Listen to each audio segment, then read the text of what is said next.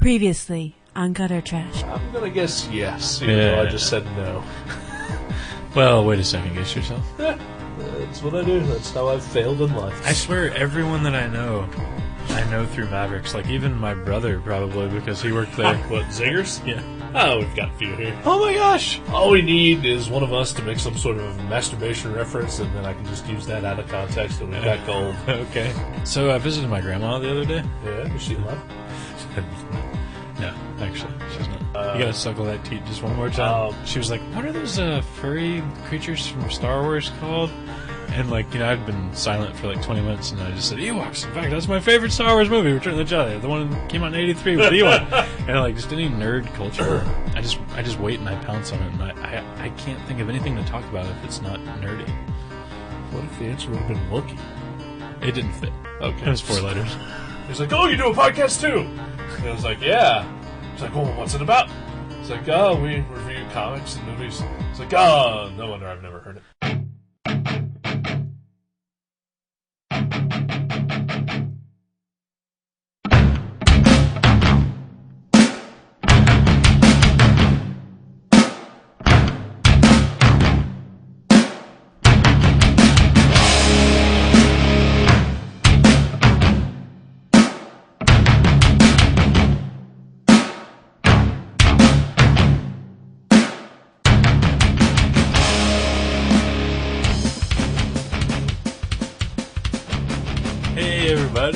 Welcome to Gutter Trash. I'm Eric. And I'm Jason. Episode 29. Yes.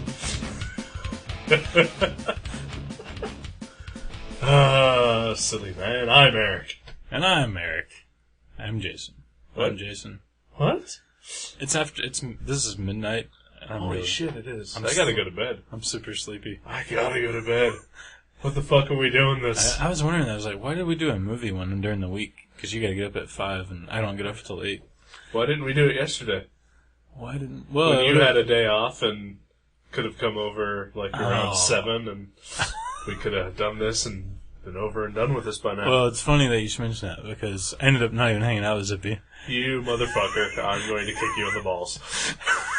He calls me at like 8:30 and he's like, oh, my girlfriend's sick, so we can't come over. And I was like, okay.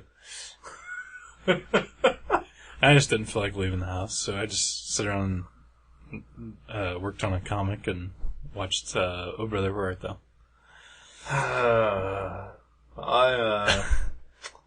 I feel I should blame you. Yeah, right. Even though I know it's Zippy's fault. Or his lady friend. Mostly Zippy, because I feel he's a suitable scapegoat. For most things in life. Yeah, right. But I'm still going to blame you, you asshole. Alright. Fuck you. Yeah, well, it still would have been the same time, because by the time he called me, it would have been like... Well, see, that's why, again, I should steer the blame towards him for not calling you earlier and saying, hey... I'm wondering, too, because, I don't know. I know she was cutting somebody's hair at like 6:30, 7. She does hair cutting. Oh, okay. And, like, at their house. They were just going to cut somebody's hair at their house. Oh, so, bootlegging hairstyles? Bootlegging hairstyles. Right. That's what the kids like, though. That like, swoop and fade and pokey hair. I don't know. The kid, I don't know. I wouldn't mind having a fade myself. Like a old school hip-hop fade? No, like an old school 1950s. Oh, okay, like an executive contour. Yeah, kind of like you would see on Mad Men. Okay, yeah. That'd be nice. Yeah. Just kind of, enough on top to not make me look, like I'm in the army or ready to be a rough and tumble wrestler. Well, I was gonna go something a lot more gay than that, but it's hard to get more gay than wrestling. It's true. It's very true, especially real wrestling. Oh yeah. Oh man. Like high school wrestling, where they're like, yeah, just scooting each other around on the mats. Yeah. I used to. I've had a ton of jobs. I used to work at a hotel, and one of the hotels I worked at, we held a regional. Well, at the Nutter Center, there was a regional wrestling tournament for like high school wrestling. Okay. And we were one of the recommended hotels for the people coming from out of state. And that was seriously one of the worst weekends I ever worked there. For the wrestling fans? For the wrestling parents. The parents were all fucktards. Oh. I'm trying to imagine the average wrestling kid's parent. Drunk, angry, yelly, white trash motherfuckers. And the kids, not that far off. Not as drunk, maybe. Not as drunk. Some of them were just sweaty and weird. Sweaty, weird, sniffing each other's balls, you know. What's not to love? Exactly. That's a sport. That's an American sport. Two dudes slapping each other. Balls, slapping each other around. Yeah, grunting and not talking. Yeah. Yeah, there needs to be a ball involved. Yeah. Those dudes are totally not gay, man. Oh, yeah. Totally not gay. That's hardcore. I'm gonna rub my face in your crotch and pin you down. That's what they should add is there should be like a tennis ball they sit in the middle of the, like, circle. Because I think it's a circle if they wrestle in. And they should just set a tennis ball and the first person to get it in their mouth and throw it outside the circle wins. I think that would make the wrestling much more fun. Because they'd still be grappling each other and trying to knock each other out of the way. But you'd be rooting for them to grab the ball and toss it around, instead of just, grab balls, pan each other and sniff each other's balls. Right. That'd be a lot better. Yeah. Sports need balls. I mean, that's kind of like a key. It seems like it'd be a prerequisite. Yeah. Yeah. Baseball, football, even pool. I mean, basketball, bowling's a sport. Ping pong. There's a ball there. Bowling. Yeah. Golf. Yeah. Hockey's not a real sport because there's no ball. It's a flat ball. It's like a little frozen ball. Okay, I'll give you that. Okay. But yeah, wrestling ball. Yeah. The only balls is the ones they're sniffing. Exactly. Wow. Yeah. We figured it out. There's the balls. They have twice as many balls. 4 times, maybe. Okay, it's a real sport. Yeah. Oh, geez, I stand corrected. There we go. Was there a point to any of this? We didn't even introduce anything. No, we haven't. Fucking. We lied about who we were. Yeah. And then we forgot to mention what we're talking about. Everyone's gonna be so confused. Yeah. Oh, fuck. I really should have brought this up before we started recording. Oh, okay. I'm thinking about a contest. Oh, okay. For the show? For the show. Right. Haven't figured out the details because I was going to talk to you about them first, and let's just hammer them out on the air. Fuck that up. Well, we have I think we have 10 listeners, and I think 3 of them are me. Well, one of them's definitely not me. Yeah. Well, trust me, I think my 3 make up for your none. Okay. So, because I get, I subscribe to the show here at home, I subscribe at work, and I subscribe via iTunes. So it comes down 3 times for me. I don't listen to any of them. Right. I pretty much just to make sure that they come down. Right. You're just checking the quality or the validity of the subscription. Wow, nice. Yeah, that's a good word. Thank you.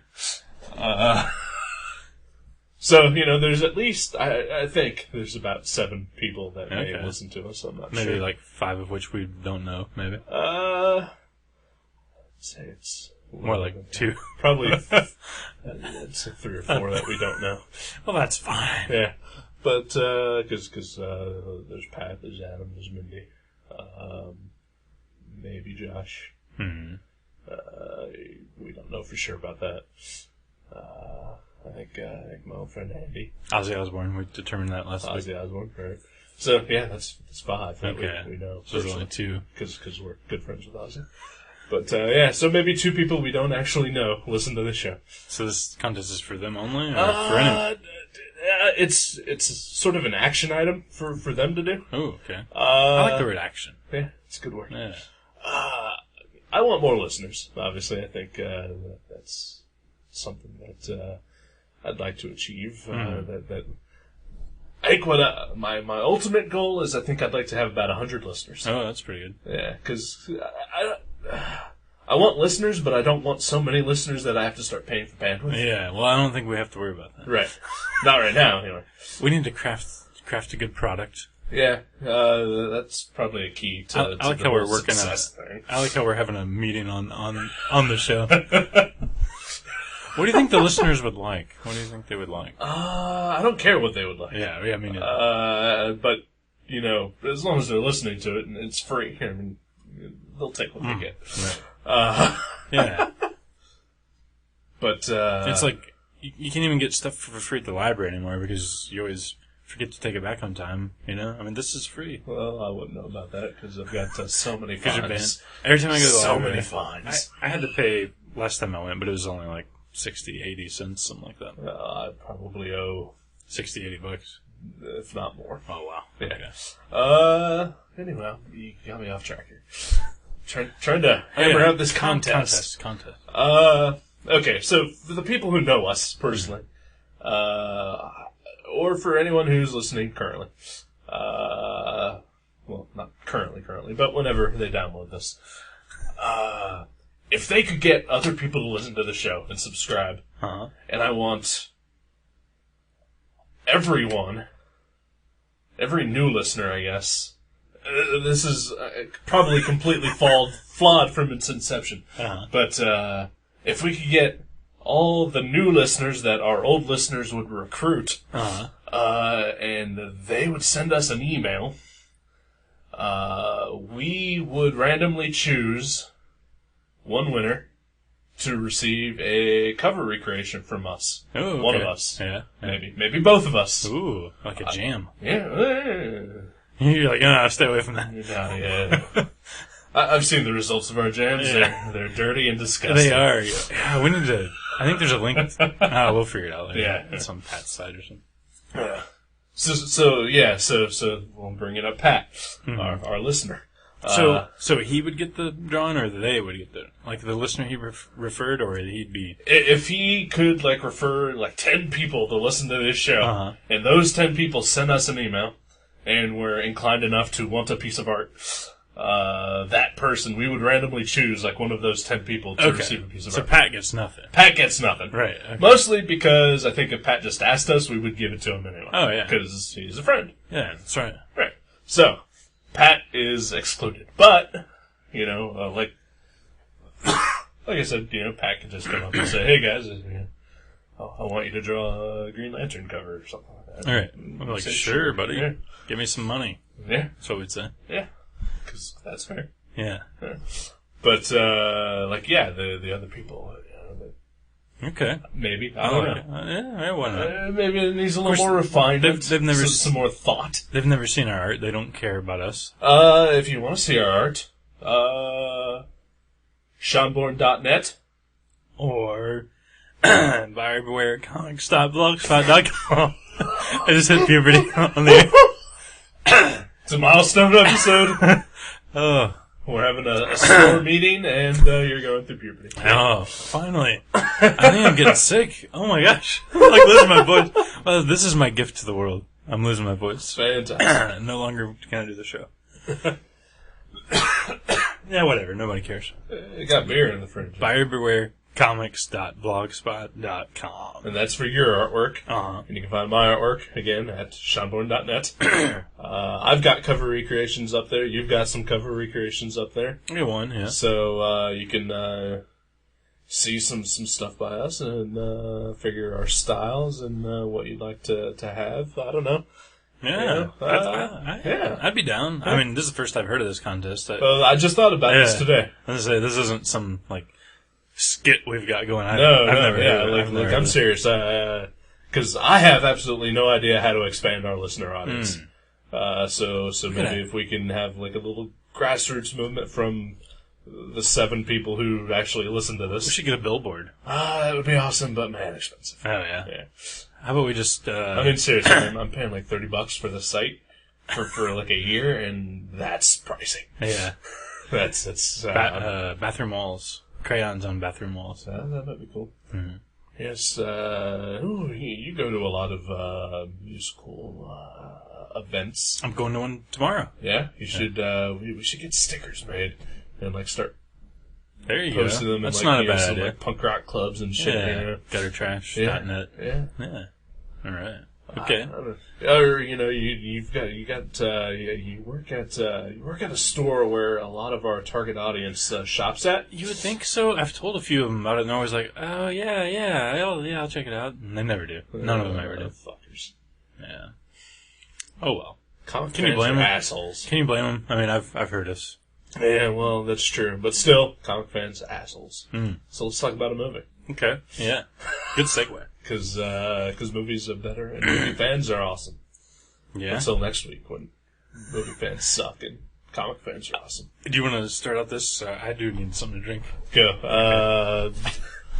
Alright, so we reviewed 1973 crime noir / satire Robert Altman's The Long Goodbye, starring Elliot Gould.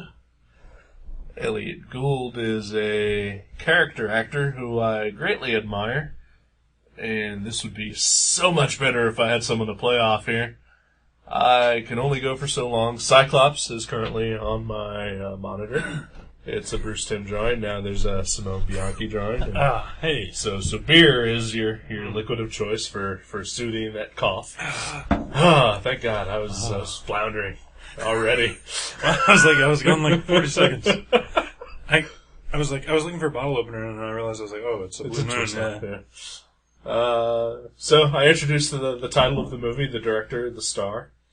That's a good start. A sort of noir satire that I really admire. Elliot Gould as an actor. I don't think I've ever seen anything with Elliot Gould, and I've heard his name forever, but... I used to watch ER. And not to the ER that, everyone fawns over. Uh-huh. But like the sitcom from the mid-'80s. I've never heard of that. Yeah, it was kind of awesome, and Elliot Gould was the star in that. Was it the same concept as the...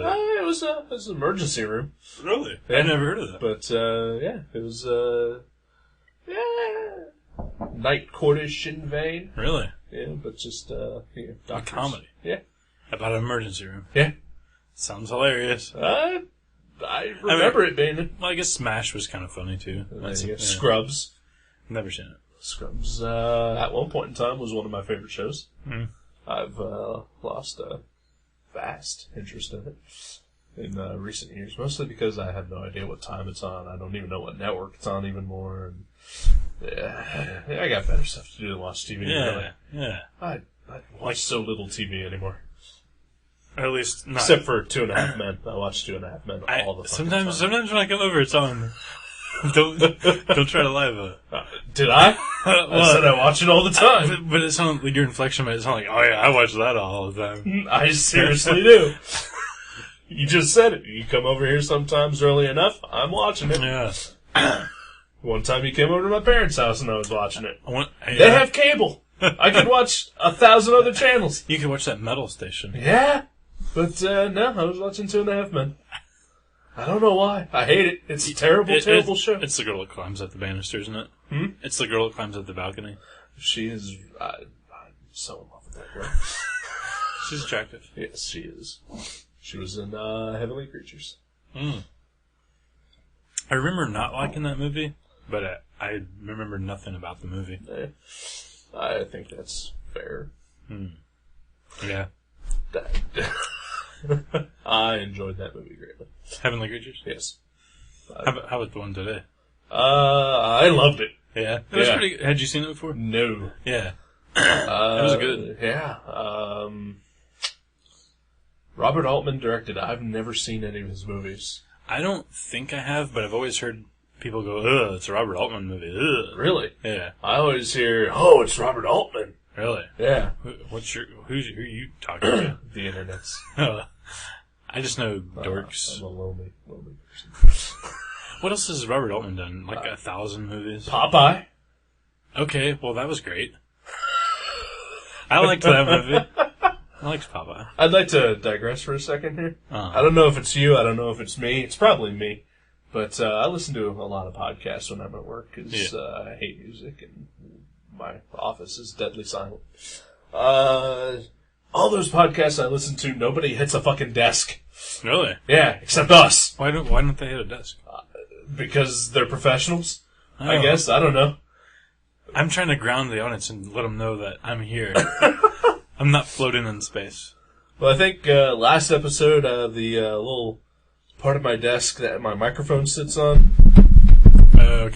was squeaking the entire time. Can you hear when I can hear that. Okay. One of us just, kicked the fucking side of this thing. I don't think it was me. May have been me. I have before. I know I've kicked it. I've kicked it. So, I kick it, yo.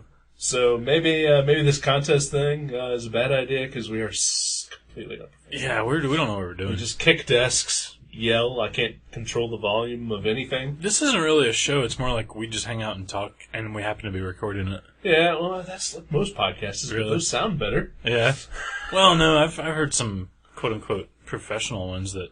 I've heard some really shitty ones. Their recording's terrible. Yeah, I've heard some incredibly bad ones. We're uninteresting, but at least our mics are good. These are nice mics. Yeah.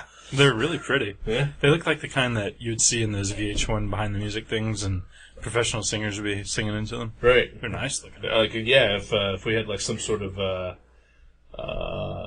if they were hanging above us with a windscreen. Oh yeah, and you'd have to have your hands clasped on your headphones, with your eyes closed. Or just the one can on the ear. Yeah, oh, that's a good look. And then on the other hand, you might have the lyric sheet to whatever charity song we're recording. Yeah, I like that. That's good. That's a good look. Are we doing this to avoid talking about the movie? I could talk about the movie. There's a few things I wanted to mention. All right. I liked it. Okay. It reminded me of Moonlighting, which is one of my 5 favorite shows ever. Really? Yeah. Moonlighting. Kind of rattled down my 5. While we're digressing. Sure, go for it. All right, in no specific order. All right. I'm going to go with Fishing with John, Moonlighting, Twin Peaks. Can I bang the desk while I'm talking? Go for it. Let's see. Fishing with John, Moonlighting, Twin Peaks, Wonder Falls, and Dexter. All right. Top 5. Top 5. No order. My top 5. Okay. No order. Dexter. Yeah. Rescue Me. Ooh. That was close to being on my list. Night Court. Yeah, I figured. Yeah. Was it 227 or Give Me a Break that you like so much? I believe it's Give Me a Break. Okay. If that's the one with Nell Carter, right? Uh-huh. Yeah, definitely Give Me a Break. And Marla Gibbs, who appeared in a Barney Miller episode the other day. Yeah, I know. That was weird. Anyway. Right. So I got 3. Dexter, Rescue Me, Night Courts, Firefly. Never seen it. It's awesome. It's okay to pick a cartoon if that's what you're trying to do. I'm gonna go with The Simpsons. I almost went with South Park, which I like better than The Simpsons. Not a fan. Really? I like Simpsons classic show. I like South Park just a bit better though. Not a fan of that show. Really? Yeah. Ooh. See you. Okay. Well, yeah, those are good shows. Yeah. Good shows. All right, we're talking about TV shows. All right. Which we don't do. We're not supposed to do that. We can. Yeah, whatever. This is our show. We're allowed to do whatever the fuck we want. We'll just give you your money back if you hate it. Yeah. Anyway. So this movie takes place in 1973. It's got a lot of the trappings of crime noir, but at the same time, it's very, I don't want to say lighthearted, but it's humorous. It's very funny in places. Kind of like a Tarantino kind of humor. Yeah, dark humor. Yeah. But at the same time, there's just something about it that's just kind of whimsical. I think it's just that the main character. It's like he's this whimsical detective set in this crime noir world where everybody else is pretty serious. Right. I think that's and he's who you're attached to as the viewer. Right. So you sort of see everything through his eyes, and Yeah. I think you're right. I think it adds a little bit of goofiness. I really, really liked Elliot Gould's performance. He plays Philip Marlowe, who is Raymond Chandler's famous creation. There have been a ton of Philip Marlowe adaptations in the past. Like The Big Sleep, I think, is probably the most famous one. I looked it up online just to make sure, because occasionally, like, I remember things from the past that aren't right. Yeah. But I remembered this correctly, that Powers Booth played Philip Marlowe in an HBO series in the mid-'80s. Oh, yeah? And my parents and I used to watch it all the time on Saturday nights. Didn't play it as goofy, though, right? No, it was pretty straight, and I think it even took place in the 40s, which is when Chandler wrote most of his novels. Mm-hmm. And now I'm going through adolescence. It's a lot of fun. Oh, I yes. recommend it. Can't wait till I get my pubes. I can't wait either. My voice is cracking when I said that even. Wow. Nothing like a couple minors drinking beer after midnight. Yeah. I like the opening scene in the movie where he's hanging out with his cat. I think, like, that was probably my favorite scene in the movie. Not to say that it goes downhill from there. It's just that was just an amazing scene. Yeah. And it really set a tone for, like, okay, this is not going to be... It's not going to take itself too seriously. Right. But it's going to be a pretty well-made movie. Yeah. There are tons of things I liked about the movie. The cat thing was incredible. Yeah. I think that may just be because we're cat people. We're cat people. We related. We like the kitties. Yeah, they hooked us in right then and there. And dogs are pretty maligned throughout the film. Mm-hmm. So, I'm a dog guy, too. I know you've got your dog, and she's an awesome dog, but, I'm not big on them.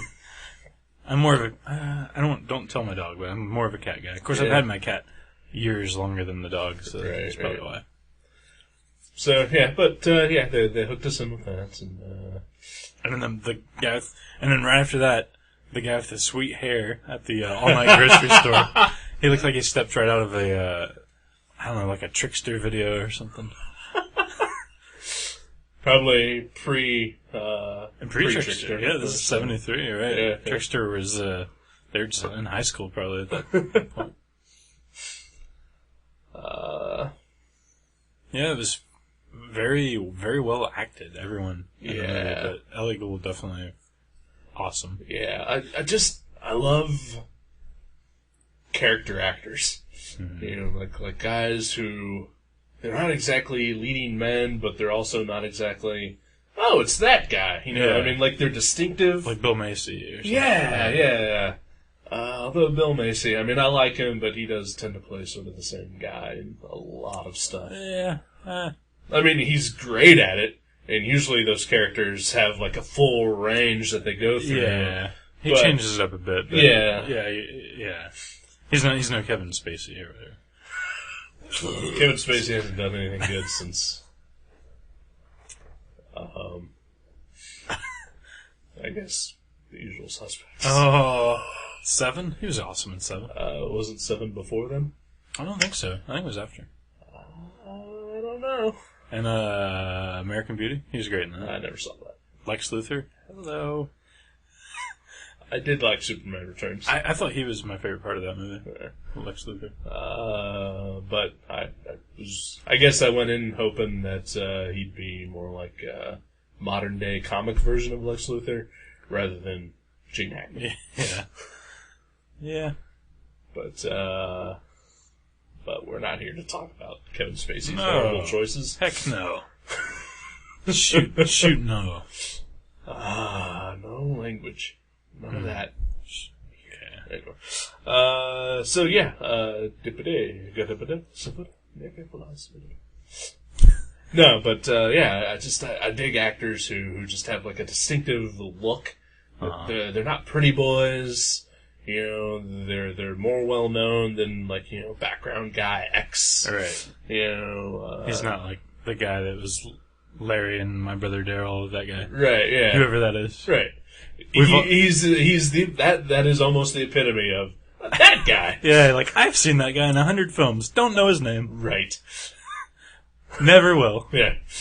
But so Elliot Gould, I think, is sort of in that class. Ernest Borgnine would be another one I consider in that area. Bruce Campbell, I would even say, nowadays. Mostly, like, I heard an interview with him not too long ago where he sort of said, early in his career, he was, he's always felt that he was a character actor in a movie star's body. Yeah. And now he's old enough that he can actually be the character actor now. Because he's aged enough that he has the distinctive look to not be the pretty boy, but good for him. Yeah, to be Ernest Borgnine, and he's sagging in all the right spots. Exactly. So yeah, Elliot Gould, an amazing performance, I thought, because it ranged from sort of that drunken, mumbly, like disheveled private eye to drunken, hyperactive.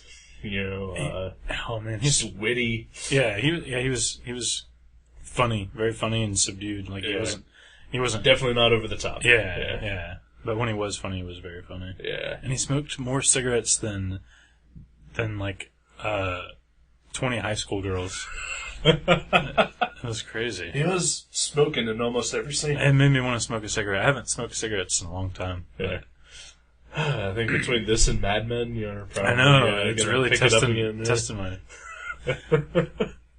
my limits there.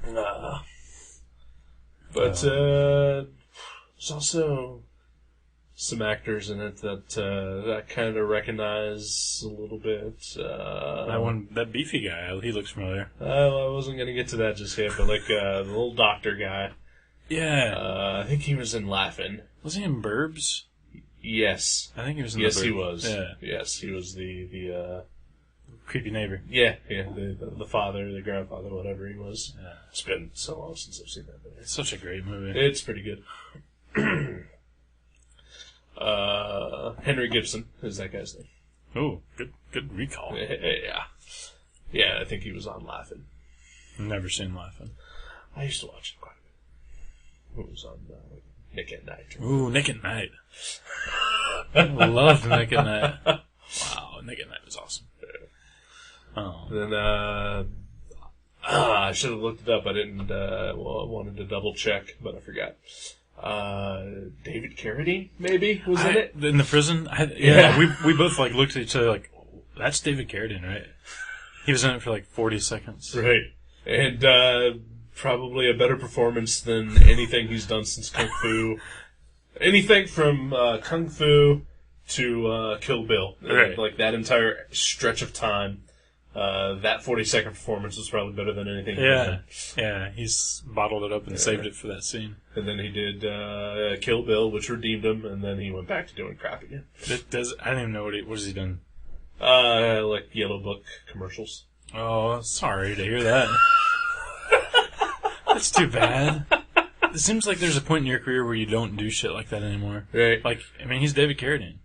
He could just go around to Detroit Motor City Con and, sign autographs, Well, I saw him at Mid-Ohio. Yeah? Okay. It was 4 years ago when I went. And it was him, Brad Dourif, the voice of Chucky. Right, yeah. And on the other side of him, the Soup Nazi. That's pretty eclectic. I was thinking, him, Lieutenant Uhura, and King Kong Bundy, but that's pretty close to being the same thing. Yeah. It's like one of those celebrity shows where they put, Carrot Top and one of the Fat Boys in a house and have them go insane. And it was actually really sad because I was standing in line to meet Alan Davis. Artist of Excalibur. Yes. And many other things that are so much awesomer than Excalibur. Awesomer? Yes. I said it. I will fully cop to that. Alright, cool. Alright. But I was standing in line to meet Alan Davis. I had my Captain Britain trade paperback that Alan Moore wrote. Ooh. So, nice. Fuck you and your fucking Excalibur. Peter David, though, come on, he's good. Huh? Peter David's good. Didn't he write Excalibur? No. Peter David? No. Didn't he? No. Who wrote that? Chris Claremont and Alan Davis. Oh, really? I thought Peter David someone of that. Nope. Huh. X Factor, Peter David wrote. And X Factor is awesome. So you can take that fucking beer bottle and shove it down your throat until you choke and die. I liked the X Factors that he did. Okay. I haven't read the new one that he does, but I read the old ones. Okay. Well, back off on you for now. Ooh. Fuckstick. Yeah. Man. We're getting all catty in here. Wow. That was creepy. Yeah. So anyway, I'm standing in line to meet Alan Davis. End of that story. I did not meet Alan Davis. The line was so damn long, and apparently he's such a nice guy that he talked to everyone for like an hour. Oh, yeah. And so, like, after about 45 minutes of standing in the exact same spot, I decided that we were just going to leave. See, but are they a nice guy if they do that? I mean, there's like a fine line where you're like, that's cool that he talks to that guy for 6 hours, but is he being nice to like the other 40 people in line? Well, he's going to talk to the next guy for equal time. I know. How about that last guy though? That last guy is going to get pissed, or he's going to stick it out because he's such an uber nerd. But yeah. I mean, I always wondered that. I was sick at the time, and my girlfriend at the time was getting kind of bored just standing there. Right. But we were standing in this line for such a long time. And right across the way was David Carradine, Brad Dourif, and the Soup Nazi. And in that entire time that I was in line, not a single person went up to their table. Oh, really? Yeah. And, like, I kept looking at them. I kept making eye contact with David Carradine. And he would just kind of look at me once in a while and just sort of, I don't know, looked like... He just wanted to kill every single person in that line. Yeah, I never thought about this before because I've never went to talk to an actor. But what actors do when no one's at the table? Because like at a comic convention, they draw, right? The comic artists, if nobody's at their table, they're sitting there sketching. Right. Yeah. Well, actors just like, what do? They just sit there. They just sit there and like do crossword puzzles. David Carradine and the Soup Nazi would like talk to each other once in a while, and occasionally like David Carradine would look over at Brad Dourif and say something. And, yeah. But for the most part, they were just sitting there silently. I gotta be bored. Oh yeah. They should be drawn. I'd love to see Brad Dourif comics. Yeah, probably. Yeah. But anyway. Yeah. Movie. Oh yeah. So yeah, David Carradine might have been in it for 40 seconds. We're not sure, but we think it was him. Yeah, it looked like him in the prison. Yeah. And then towards the end of the movie, somebody showed up, and it was kind of funny. Had no lines whatsoever, but certainly made his presence known. Had a great mustache. He was in his underwear. Yeah, he flexed his pecs. And we're talking about, of course, Regis Philbin. Yes. No. The Governor. The Governor. Arnold Schwarzenegger. I love it when you see him in old movies where he doesn't have lines yet. Yeah. I wonder if this is at the time when he was going by the name Arnold Strong. Arnold Strong. Was this around the Hercules Goes to New York era? I can't remember what year that was. Like Hercules in New York, something. Hercules Goes to Bananas. Or something. Yeah. Because he used to be in I think it was late '60s comic books, like posing with a girl on his shoulder. Yeah. And it didn't say Arnold Schwarzenegger. It said like, the strong man or something. Right, that's all it said. I don't know. This was '73. I don't know if that was when he was. Was this pre or post Pumping Iron? This had to be post. I'd imagine. I don't recall when Pumping Iron. Pumping Iron is so good. Have you seen that? No. Wow. That's a really good movie. We rented it as a joke. Right. This is a really, really entertaining documentary. You kids and your ironic viewing habits. Well, we were like, maybe we could watch this on Bad Movie Night, because we used to do Bad Movie Night every week. And we watched it to, scan it or whatever, pre-screen it. That's actually a great movie. Yeah. So. But yeah, Arnold was great in this movie. He had yellow underwear, a mustache, and no lines. Mustache, no lines. Yeah. That's and like as soon as he takes off his shirt, you just saw him flex his pecs and kind of like do the Superman pose. Yeah, he had to steal a scene by alternating his pecs, pectoral muscles, pumping them. I think the plot of the movie is probably a little too complicated to get into. Yeah, it's a murder mystery. Been with some twists and turns that I kind of saw coming from the get-go. Yeah, I mean, there's always that thing in the noir movies, or noir, or if you're Frank Miller. And, there's always, like, the dames and the blackmail and the money coming in. And, right. Like, oh, this dame's actually looking at this dude, and she's screwing this guy over. There's always those traps or whatever. Or not traps, but, Tropes. Tropes, yes. Ooh, very good. I got my vowels in an uproar. My vowels were all in a bunch. But, yeah, it was a good representation of that. I mean, obviously it's based on, like you said, a Chandler novel, right. And he's pretty much known for that. But there was the scene with Arnold, you kind of looked over at me like, oh, look, hey, like, this knowing, like, silent look, like, hey, look, it's Arnold. And I was like, oh, yeah! And we both thought that we were talking about different things because that scene reminded me so much of the scene in Brick that we reviewed many episodes ago. Like, it was almost the same setup even. Like, the character walks in and the boss guy that he's visiting, like, in the swivel chair facing the wall, and he turns around. And it just reminded me so much of that scene. I wonder if they borrowed that. I don't know, because I think that scene's in a lot of crime movies and anything where there's like a definite bad guy. I think it's even in Return of the Jedi. Yeah. Which is a great crime noir movie. Of course. George Lucas is, of course, one of the kings of noir, of course. Mm-hmm. Yeah. That's what he's known for. Exactly. That's how he's made those billions of dollars.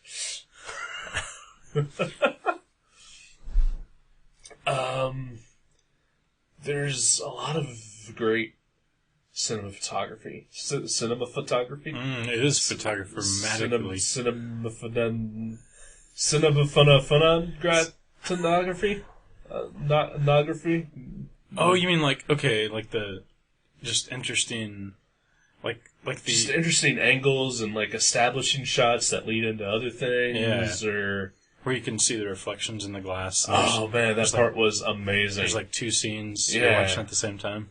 There's a scene where this couple is having an argument in their house, and Philip Marlowe is waiting to be called back into the house, and we can see him in the reflection doing things in the background, right? Like kicking stones and just walking around. The whole scene you can see him. It is literally like you're watching two different camera angles on the same screen. It almost like there was one point where it almost got too busy, where I was like, it's a little muddled, but it really worked. It was very, very inventive. Yeah, or there's the one shot where two people are having a conversation, and the camera like starts focusing on like a weird place, and like you're not really sure what the hell's happening. But then as it keeps going, to like starts focusing on this woman's chin almost, and like why are they going in on like her chin like that? But then you see like way in the fucking background, like there's something going on. Okay. And I can't remember the scene unfolds. I can't remember that scene. But well. Yes. Sounds amazing. I wish I would have seen it. Oh yeah. What's this movie called? I need to watch it sometime. Let's tell the listeners. You had no idea what we were watching when you came in. Yeah, I know. Yeah. Like, I was walking my dog today, and I saw one of my friends was hanging out at some neighbor's house that I had no idea that she ever visits there, Lauren. She was just hanging out. And she's like, hey, what's up? What are you doing tonight? You want to hang out? And I was like, I'm going over to do a podcast. And she's like, oh yeah, you guys review stuff or something for that podcast, right? And I was like, yeah. And she's like, what are you reviewing tonight? I was like, I don't know. I was like, hopefully it's not a book because I haven't read it. I was like, I cannot remember what we're supposed to review. I thought Lauren said she listened. Yeah, whatever. They all lie. God damn. I don't think Pat even listens. He just downloads them and then he reads the little blurbs and like, oh yeah, hey, Southland Tales, that's great. Yeah, good job, chaps. Yeah. I really like that part where you meander about for a while and don't talk about the movie. And we're like, he did listen. We're very formulaic. Let's admit that. Well, that's what all my ex-girlfriends said. Mine usually just say, hurry up and get off it. Sadness. Anyway. I also wanted to mention the sound in the movie. I have never heard a movie like this before in my life. Ooh. And Did you get high right before the movie? No. Film? Okay. No. That has some energy drink. Some chai tea. Ooh, maybe you heightened your senses. Could be. No, honestly, at first, because I don't have a super fancy TV setup. I've just got my TV, and whatever sound comes from anything that I'm playing on it just comes from the speakers in the TV. Mm-hmm. And occasionally, like, certain movies that have, 5.1 Dolby surround sound THX 1138. George Lucas's boner right in the speaker box. Sometimes, those movies, some of the mix gets muddled, background sounds become more prominent than they probably should be. Oh, yeah. And like I said, that's usually due to the fact that, these kids with their crazy technology and all the super fantastic... rumble boxes and whatnot. Right. Whatever that is. Yeah, so usually I just think that it's... my TV can't handle that, so it's just kind of muddled. But with, older movies like this one was, it's just like a regular 2-channel stereo output. Uh-huh. It's usually pretty clear on my TV. But this movie, there was just so much noise. There was just a wall of sound. And, at times it was really distracting. I didn't catch that. Those would be, people talking, and then people talking over each other. And then more people talking on top of that, and then, all the background noise. In the waves police crashing. The police station, where there's just noise.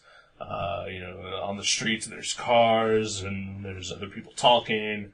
People talking over each other. Then there's, music playing on the radio. Yeah. Okay. It just sort of all just built up. I didn't notice that particularly, but, I know what you're talking about. I thought that was just, the way movies were kind of made, in that time period. They didn't have, as high quality sound recording equipment, maybe. I don't know. Like I said, I've never heard a movie like this before. That way. Just with so much noise. But that's a defect, you're saying? No, I'm saying it's kind of awesome. Okay. But you said sometimes it was a little distracting. A little bit, because, there's... Well, the scene where Marla gets picked up and arrested, and he's being interrogated, but we're through the window, and so you can barely hear him. And then the two cops behind the window are having a conversation while, you hear, police station noises behind them. Okay. But it's all, on the same level. Okay. Yeah. And I think that was done on purpose. I can't say for sure because I'm retarded. But, in times like that, it was distracting. Yeah. But I think that was done on purpose. Okay. I see what you're saying. Yeah. Also, no music in the movie, except for... I think 3 places there was a score, and then the rest of the time all the music was just playing on the radio. I noticed that. That was great. I think that's a really smart move for a movie like this, where you want to be through the eyes of the character, and if there's music that obviously isn't happening in the scene, it kind of takes you out of that, and it makes you feel like you're just watching the whole scene unfurl. But yeah, when he was walking up to the house and peeking in the windows, and if there's music there, you'd be like, oh, it's that scene where he's peeking in the window. Right. But if there's no music, it's you're there with him, It's you watch a lot of older movies and this, and it's everything has all this music that just builds up. Yeah. But for no reason whatsoever. Right. Yeah. And music, I think, is one of the things that make horror movies pretty ineffective. You're building up to that big cat jumping out of the cupboard thing. Yeah. And then, I hate that. That'd be a creepy horror movie if there was no music. Oh. That would be so creepy. There are a few out there. Not too many, but there are some, and I think they're awesome for those parts that there are no music. Name one. Dagon. Dagon? Dagon. Okay. It's Stuart Gordon, who directed the Reanimator movies. Okay. It's an H.P. Lovecraft adaptation. I might check it out. That sounds... It does have a score to it, but during a good chunk of, like, the middle of it. Like, there's this big chase scene, like, with monsters and shit like that, and there's no music whatsoever. Yeah, it sounds like that would add a creepiness to it. Oh, yeah, totally. Because it's, like you said, not giving you all the cues of exactly. how to react. Yeah. It's like No Country for Old Men. Which yeah. Have you seen that?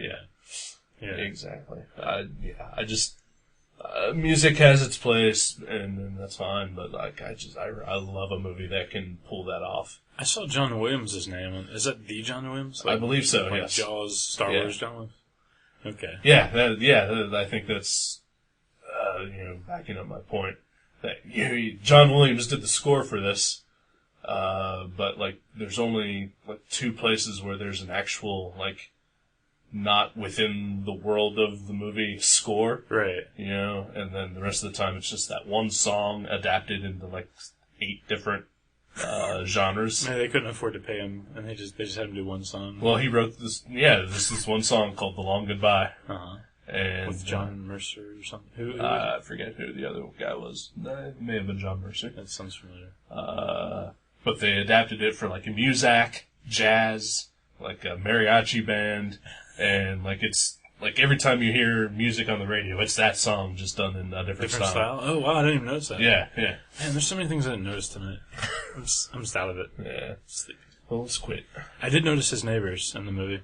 Oh, yes. He has cool neighbors. Yeah, he has pretty awesome neighbors. Some lesbian, hippie, nudist chicks. Yeah, there's like 4 of them that are always hanging on the balcony doing yoga, topless, right? That's pretty cool. Yeah. I wish my neighbors were like that. Yeah, your neighbors are not quite as cool as that. No, they're not. So I love the story. I've already told you personally, but I have not told the listener about the neighbor. But we'll take a break. Oh, sure. Do you have anything super... Nothing? No, I got nothing. We're done? I just wanted to say something about those neighbors. Okay. All right. Cute neighbors. Yeah. Oh, spoiler. He never gets his cat back. Never gets his cat. That made me sad. Yeah, it is sad. Yeah. But he doesn't seem to really freak out about that. No, well, he is kind of he is a laid-back person. He is very laid-back. Throughout the movie, he freaks out, like, once. I know. I like how he talks to everyone who's not even listening to him. He'll walk by him like, "It's okay by me, lady." Yeah. That's great. I need to adopt that sort of attitude. Just muttering to yourself? Yeah, because I'm pretty laid back. I just need to start muttering to myself. Yeah, to add that extra layer of crazy. Yeah. That's what we all need. That's where I'm going with that. All right. Let's take a break, because I think we ran really long with this segment. Oh, yeah. Yeah, because that's what we get for talking about nothing. Yep. And contests that will never happen. Yeah, don't send them. We encourage you not to, because, why would you want to do that? Why would you want to? No one wants to. Yeah. Forget we even mentioned it. Hopefully you have. All right.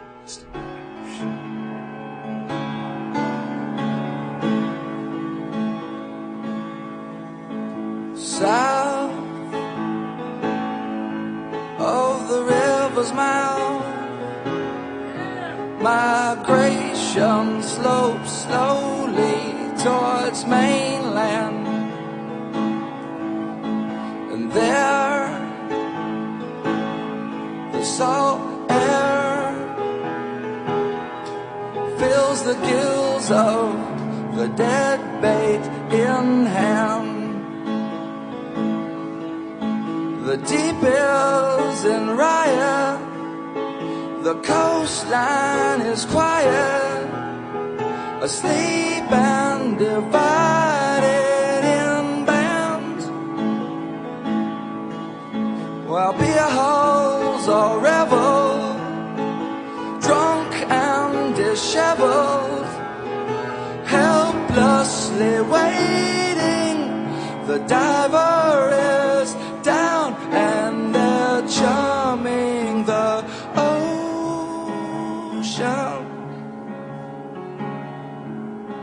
The signal is sound, received and responded to. The water is red, red, red.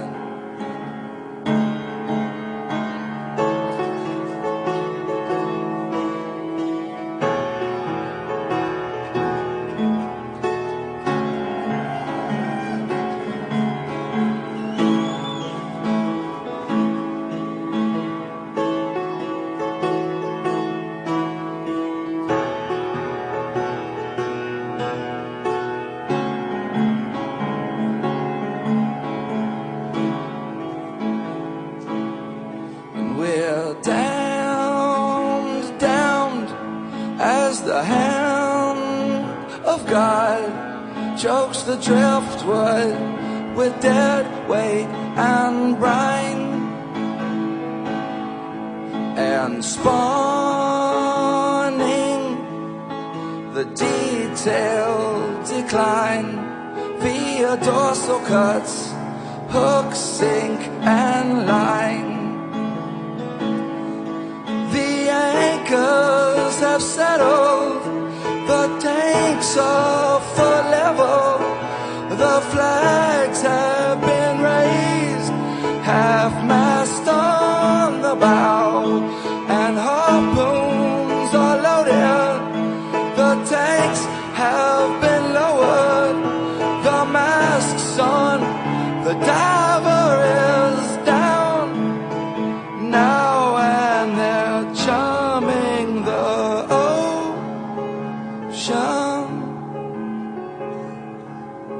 The signal is sound. I think he's in trouble.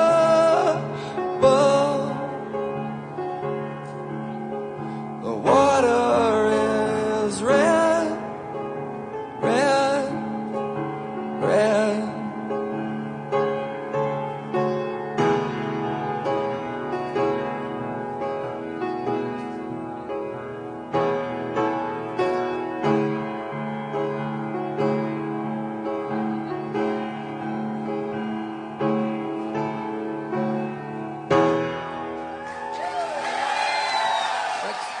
Fuck you, motherfucker.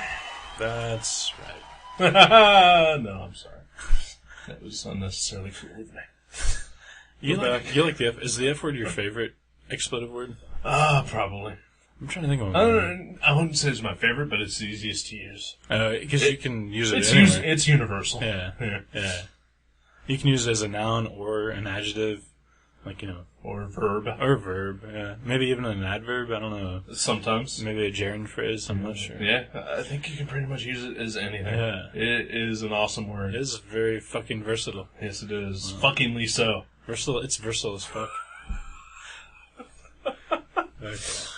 I don't know if there would be.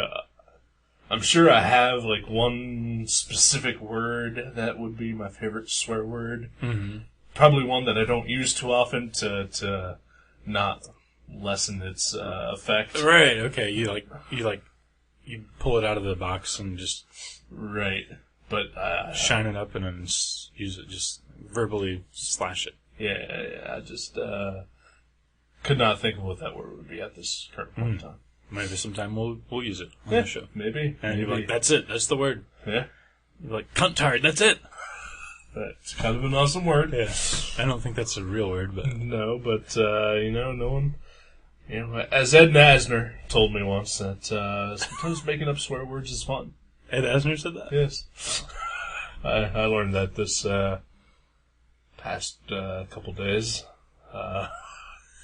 I was reading this website, cracked.com, and they had a list of hip hop slang words that aren't necessarily made up by hip hop people. Okay. And the one word was crunk. Really? Yeah. Crazy drunk, right? No, Really? no. Crunk means nothing. There's like 300 different definitions for it on like UrbanDictionary.com. Uh-huh. Webster's, their definition of it is word that has multiple definitions. There's no meaning of the word crunk. Really? They can attribute it to Conan O'Brien, like in his early days on the late night, saying they're encouraging people to use the word crunk in place of swear words, and just try to fit it into like everyday conversations. Really? Yeah. So that's where they attribute it to, but they could not find any like clips of Conan like actually doing this. But they found a clip of Ed Asner hosting a sort of self-help stress relief seminar. Ed Asner in like a jumpsuit, giving tips on how to relieve stress, and one of his tips is to make up your own swear words. Like crunk. No, but I was gonna say, I hope he actually said crunk. no, this looked like it was from like the mid-'80s. Okay. So And the example they showed was like some guy sitting on a couch reading a newspaper, and then all of a sudden he folds up his newspaper and he's like, "Well, it's Super Bowl!" And then like takes his remote control and turns on the TV, and the TV then explodes in a ball of flame. And he sits there and makes like a crazy Charlie Chaplin, Buster Keaton mad face, and then starts making up just strings of gibberish. Like, just gibberish curse words. Yeah. Okay. Just like, got to put a Sigma Juniper for sure! And, yeah. That's what crunk is. That's Weird. I thought that was crazy drunk. I always thought it was just crazy drunk. Nope. Oh. Other definitions are someone who's high on crack and drunk, Ooh. or dressing up like a clown and slam dancing. Those are two different things. Yeah. Wow. So yeah, crunk has no meaning. It's a gibberish word. I'm proud to know that. I'll tell all the kids at work. Good. Spread the word. Not the word crunk. All right. No, yeah. It's not a word. No, exactly. It's made up. Aren't all words made up, though, really? In a way. But anyway. Yeah. What ifs? It's a crazy language thing. Fucking cavemen learning stuff. Communication. Fuck that. Cuntards. Oh. Don't use that word. Why not? It was terrible. I really can't believe that came out of my mouth. Before it came out of yours. So. That's such a you word. It is. That's why I used it so enthusiastically.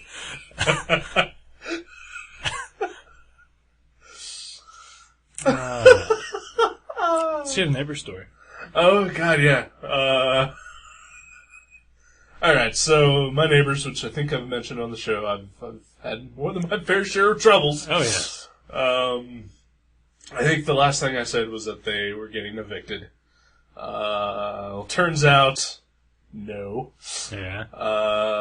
The person that my landlord rightfully rented out the apartment to, has promised him that she would kick out the 10 other people that were living up there. The sleeping bags. Yeah. Like sardine can style. Yeah. And to be fair, since I came back from staying at my parents' house for a while, they have not been here. It's good. There was the Yabba Dabba Doo thing, or the hey, Fat Albert, whatever. I don't think I told that on the show here, but I'm not going to get into that now. But you know what I'm talking about. Other than that incident, I haven't really... There hasn't been enough going on up there for me to really complain about. Like, I hear footsteps occasionally, which is what I would expect from having an upstairs neighbor. Yeah. You know, just people walking around occasionally. Yeah. That kind of would make sense. Right. Which is all I ever wanted. Yeah. So she's promised that those people will not be up there, and again, she's quiet as a mouse, lives alone. But her boyfriend is often here, who I believe is a pimp. He wears fur coats and fedoras and drives a Cadillac and wears a lot of jewelry. You put it together. Maybe he's just going through his pimp phase. Could be. He's like 50-something. Oh, so, yeah. you know. It's at that point, it's a lifestyle. Right. So apparently, this past Tuesday, and I heard them up there earlier in the night. Again, just footsteps, because that's all I expect. Yeah. And I was up till probably 1:30 in the morning that day. Just playing video games and goofing off and not being able to sleep. Just because I'm an insomniac and a night owl. Alright. So eventually I went to bed, and apparently I passed the fuck out, because I did not wake up until my alarm went off in the morning. 5:30. So, I went to work, and then I went to visit my parents that evening. And my mom, who works right next door to me, she and I were driving to the mall. And she said, "So what's the deal with your neighbors?" I said, "I don't know, you tell me." You know, she's here and talking to my landlord more often than I am, so she would know more. Right. And she's like, well, what happened last night? I don't know. Nothing. She's like, oh, I guess you really passed out. I guess. Apparently, some point between 1:30 and 5:30, because my windows were open, so usually I can hear everything. Yeah, car doors and such. Yeah. Apparently, between those 4 hours, the neighbor and her boyfriend, the pimp, had a huge fight. She stormed out of the apartment, ran around in the back parking lot here, and started screaming obscenities at him. And then, using something, started smashing his car up and calling him a motherfucker at the top of her lungs. To which the house behind my building and the apartments on the other side and the house on the diagonal side all sort of just came out to see what the fuck was going on. And I guess the next day I complained to my landlord that this was happening. Wow. Yeah. So she smashed the pimp's Cadillac. I guess so. I have not seen or heard from anyone up there since then. The Pimpmobile is out of whack. Yeah. So, who knows what the fuck's going on there. I do know that at the storefronts, there's like a bootleg purse shop. Uh-huh. I guess they're trying to convince my landlord to kick the people out so that they can use the upstairs apartment as a storage area. Would that just tickle you pink, right? Oh my god, that would be the most awesome thing on the face of the planet. Because they are not here past 7, and they're only open like 4 days a week. Yeah. So, yeah. Wow, how can they afford to... I have no idea. They have a gigantic fucking UPS truck painted green out back, too. Really? Full of their merchandise. I bet they do a lot of eBay sales. Probably. Because Dayton, Dayton probably doesn't really warrant that sort of, giant purse business. Yeah. Well, this is just such a weird area, as well. I'm sort of at the crux of, Retirement Village, White Trashville, and Oakwood. Yeah, that's true. You sort of get, like, the wanderers from all those... Yeah. So it's a very weird place to have, the bootleg purse shop and the sex shop right next to it.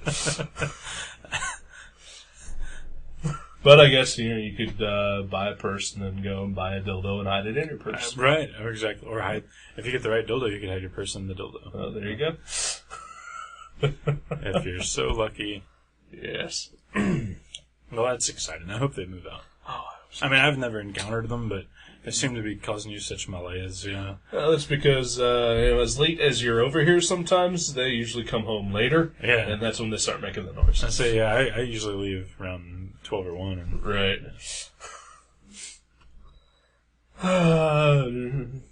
well, that's cool. Yeah. Anything else exciting going on? I got a new phone. Yeah? Cell phone? Cell phone. There was a rotary phone in the movie that we watched earlier, which I thought was awesome. I love rotary phones. I remember we had them at my house when I was a kid. That's how old I am. My mom had a rotary phone at her shop probably up until 15 years ago. That's so cool. I love those things.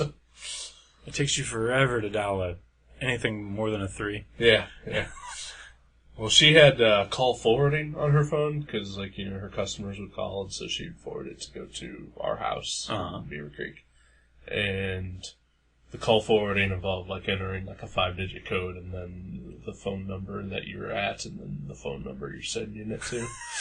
Oh, man, that took, 16 hours. Yeah.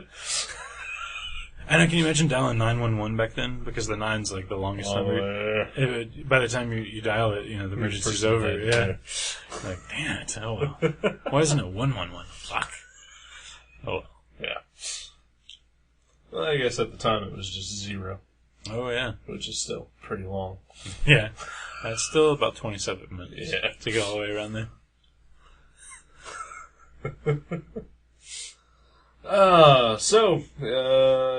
Next week is a comic episode. Yay, I like comic books. Yeah, me too, sometimes. Except for most of the ones I've read recently. Well, I've been waiting to pick this one comic for months now. Yeah. Because it was supposed to come out like towards the end of March. and I've somehow refrained from ever picking a Jeffrey Brown comic book. Right. And he's one of my favorite comics cartoonists. Yes. I would say cartoonist. I started to say comics artist, but he's a cartoonist. Yeah. So I've wanted to pick one for a while. And you mentioned the other day, you haven't read much by him, right? You've read... I've read his cat book. Uh-huh.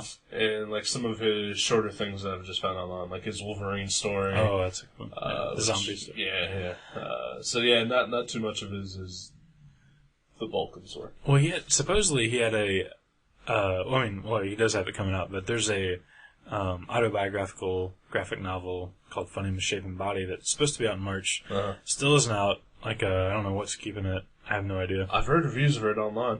Yeah. I've seen people talking about it. See, I've checked at Diamond, too. I was like, maybe they just screwed us up, but I looked and it still says that they haven't got them yet, so I don't know what's going on.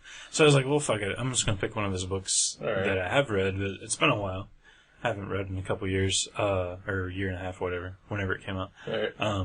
Incredible Change Bots. Okay. Sweet. Because I was thinking, that would be one for the show. All right. Yeah. As opposed to others for the show? Well, no. I mean, it's a little different. It's not his usual thing because it's, fictional and it's a parody. Yeah. So it's a little different, but it's fun. So I'm gonna be super honest here, and like I said, I've not read too much of his stuff.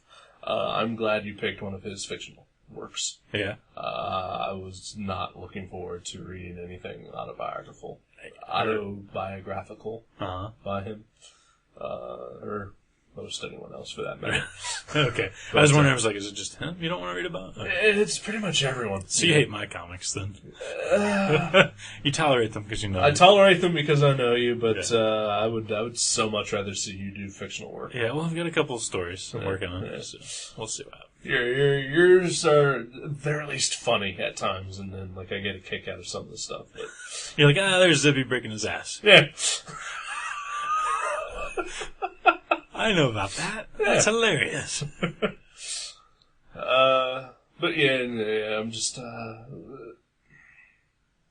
don't know, I guess we can get into that whole discussion after we read that and discuss Jeffrey Brown. Sounds good to me. Alright. So I may end up picking his other book if it ever comes out. That's fine. It might be. I'll wait a while, so it's not like, if it comes out next week, I won't have like two of them or whatever, But, I mean, I'm like, we've talked about our veto policy, which, as of this point, neither of us have affected. It's like that button that you hope the president never uses. Right, he's got it. Yeah. I'm, cause we joke occasionally, but I don't think that either of us are ever going to go out of our way to pick something that, I know you're deliberately gonna hate. So I tested the boundary with that Star Trek thing, though. You tested it, but even still, like, not being a Star Trek fan and sort of souring on Claremont in the past 10 years, I knew that maybe I wasn't gonna enjoy it, but I was still willing to give it a shot because. Well, I've enjoyed Star Trek things in the past, and I've enjoyed Claremont in the past. I wish I would have too, but live and learn. Yeah, exactly. And you didn't know that it was going to be that bad either. Yeah. So I mean, that's how could I have? Right. I mean, I think even if like I picked like a trade paperback of like Brigade or Bloodstrike. I would totally read. I was thinking about putting together a run of Bloodstrike just to read it. I was like, maybe now that would be hilarious. Yeah. Maybe. I don't know. I'm curious. I'm not big on the whole entertainment or irony as entertainment thing anymore. I was never into that. Right. Well, I don't mean just for irony's sake, but just to look at it and be like, he was serious. Right. And this is his version of artwork. Right. I'm gonna muddle through it if I have to. Yeah, but I hate to get into this diatribe because we gotta go. But yeah, he was serious, but not in the way that like Craig Thompson is serious, or you know what I mean. Uh-huh. Yeah, I mean he knows he's not making high art. Right. He knows that he's making entertainment. Yeah. And for good or bad, you know, I mean, he's taking the entertainment seriously, but all he's trying to do is tell just a fun, over-the-top superhero story. But see, even like Evan Dorkin, I would say, just tries to entertain, and his are art. Well, yeah, but that's where you get into, like, levels of talent. Yeah. And, you know, they're also both trying to accomplish two very different things. You know, Evan Dorkin is just making funny comic strips. Right. I'm purely talking about just his dork stuff. And milk and cheese. Right. Yeah, I mean, and those are just, like, satire and just poking fun at everything. Whereas Rob Liefeld is just trying to tell an action story with super huge gray-haired guys. And gritting teeth. And gritting teeth and guns and pouches. Tons of pouches. Tons of pouches. Not just pouches. How dare you, sir? I'm sorry. Yeah. You need like 8 adjectives to describe the number of pouches that he uses. How about just one adjective? 8. Okay, that's a good one. I don't think 8 is an adjective, but... Yeah, and it still doesn't begin to describe the number of pouches any one of his character has. But you know what I'm trying to say. I mean, he knows that he's not writing the next Watchmen or the next Blankets or even an issue of Dork. Right. He knows that he's writing Bloodstrike. Number 7. Right. Yeah. So, you know, like, I don't want to rip on him for that. Right. And, you know, I mean, he's very earnest in what he's doing. But, yeah, the stuff's not great. No. But he's certainly... I wonder if there is an entertainment value, though, other than to, like, 14-year-olds and people that, right. you know, have an easily entertained mind. You know, like... wow, that sounds so harsh and, like, snooty. I know, yeah. I hate being that guy. Mm-hmm. Like, I've been listening to a podcast recently where the hosts are those guys, and that's the one part of that show that bothers me. But, yeah. I mean, sometimes it just comes out. I wonder if that would be somehow entertaining, though, to someone who doesn't really appreciate that style, who, like, gets that it's, like, kind of, you know...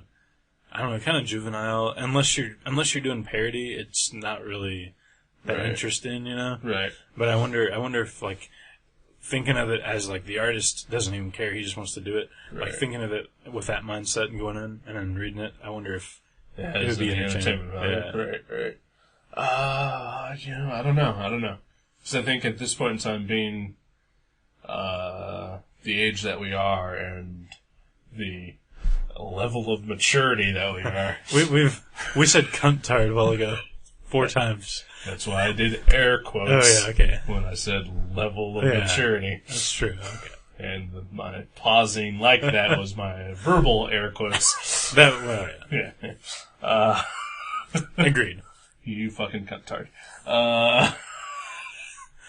But given, you know, our age and where we're at, I don't know if it's possible for us to look back at a Bloodstrike and view it as anything other than ironic. Yeah. Like or maybe just painful. Right. Certainly that. But if we look at it as painful, we're certainly not seeing it as entertaining. So if I find a trade... I'll read it. Really? I swear to God I will. Okay. All right. Or if I just scour 50-cent boxes and collect like 6 if issues. you get like a run, like a story arc or whatever, yeah, I'm down. Totally down. Sweet. But, I don't know that we would find any sort of entertainment value other than... just ripping it apart. Right. Yeah. And that would be bad. Right. Yeah. Because that's easy to do. It's easy to do, and, you know, I've defended Liefeld in the past, and I probably will continue to do so. Mm-hmm. He's certainly not great by any standard whatsoever, but at least he's trying. At least he's done it. Mm-hmm. You know, I mean, it wasn't great, and it certainly didn't last long, but he's lived the dream and accomplished far more than any asshole on the internet will ever accomplish who constantly rips on them. You know, I was thinking about this earlier today, actually. One of my friends moved to Washington. He's a great comics artist, but he's never made a comic. Yeah. Because he just keeps drawing and sketching and, like, building, and he's been kind of like us. Yeah. Well, we've actually published some stuff. I mean, he's never even published a mini comic. Seriously, nothing. Not even at Kinko's or whatever. Right. And he's really, really good, but he's like, yeah, well, I don't want to do anything until I'm where I want to be. And I'm like, I was saying it today, I'd rather have published 10 books that could have been better than to not publish anything that's he's never good enough. He's great, but it's never going to be publishable because he's always going to want to be better. Right. And like you said, at least Liefeld, he's done a bunch of shit. More than probably us multiplied by each other. Right. You know? And, I mean, I've not done a lot of stuff. I did a lot of stuff in the past that I had help with. That was sort of a struggle to put out at times. Not very motivated. But, you know, I do see the need that, you know, at some point, you just gotta put up or shut up. Right. And, yeah, when it comes to, you know, I want to be a comic book artist, but, you know, I'm just waiting until I get my skills down, you know. Right. Just do it. Yeah, you exactly. Know, you want to write a comic, do a comic. What if, what if Black Flag wanted to wait until they really, were really, really good at all their instruments before they recorded anything? Well, then they would have sucked, as happened post-1983. Yeah, they would have been a punk jam band. Yeah. No, but it's just fucking do it. Don't wait till you're great at it. Right. You'll be great at it because you've done it 10 bad times. Right. Then you'll know what to do. Yeah. And, you know, it's words of advice that we should live by, but probably won't. Myself, especially. You know, how long have I been talking about the graphic novels I want to be writing and drawing? They're coming. They're coming. No, they're not. Coming? I haven't fucking drawn panel one. I have been working on short stories for years. Yeah, well, that's a step. 6-page story, you know, taking 2 years to draw. You know, another 6-page story is maybe 3 years to draw. I'm a fucking procrastinator, and I'll fully admit that. Well, maybe 2010, this is the year coming up. That's what I said back in 2007. Alright, let's get the fuck out. Yeah, it's time for you to go to bed. Yes, it is. I need to go buy soy milk on the way home. So. I need to sleep because it's my driving week. And I'm not getting donuts till 9 tomorrow. Ooh. Blows. What am I going to do for those 2 hours that I'm at work without donuts? I'd just take a nap. That's what I've been doing this past week. Don't tell my boss. He doesn't listen, right? No. Okay, cool. I wouldn't be surprised if someday he says, "Oh, hey, I heard your podcast." Yeah. Sleeping at work, huh? You're fired. He did once find my MySpace page. He did what? He found my MySpace page once. That's not bad, though, right? Not at the time. No, it wasn't bad at all. But it was awkward. Alright. I can't quit this. How do I quit? Well, hey, next time, comic book, yay! Yay, goodbye.